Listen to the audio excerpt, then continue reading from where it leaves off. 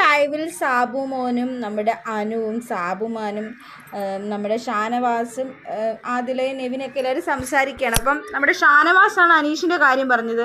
ചേട്ടാ രാവിലെ കണ്ടില്ലേ, ചുമ്മാ വന്ന് തർക്കിക്കാൻ വന്ന് സാധാരണക്കാരാന്നും പറഞ്ഞ് വലിയ ആൾ കളിക്കാൻ വന്നത് കണ്ടില്ലേ അനീഷിൻ്റെ ഭാവം എന്താണെന്നറിയോ? അവൻ സാധാരണക്കാരനാണ്, ഞങ്ങളെല്ലാവരും വലിയ സെലിബ്രിറ്റീസ് ആണെന്നാണ് അവൻ്റെ വിചാരം. എന്നിട്ട് പ്രേക്ഷകരുടെ മുമ്പിൽ അവൻ എന്നെ ഉണ്ടാക്കിയെടുക്കും. സാധാരണക്കാർക്ക് വേണ്ടി ഞാൻ സംസാരിക്കുന്ന എന്ന രീതിയിൽ ഉണ്ടാക്കിയെടുക്കാനാണ് അവൻ അന്ന് രാവിലെ മോർണിംഗ് ക്ലാസ്സിൽ അങ്ങനെ കളിച്ചെന്നൊക്കെ നമ്മുടെ സാബുമോനോട് പറയുന്നു. സാബുമോനൊന്നും വലിയ ചിരിയിലങ്ങ് ഒതുക്കി വലുതായിട്ടൊന്നും മിണ്ടുന്നില്ല.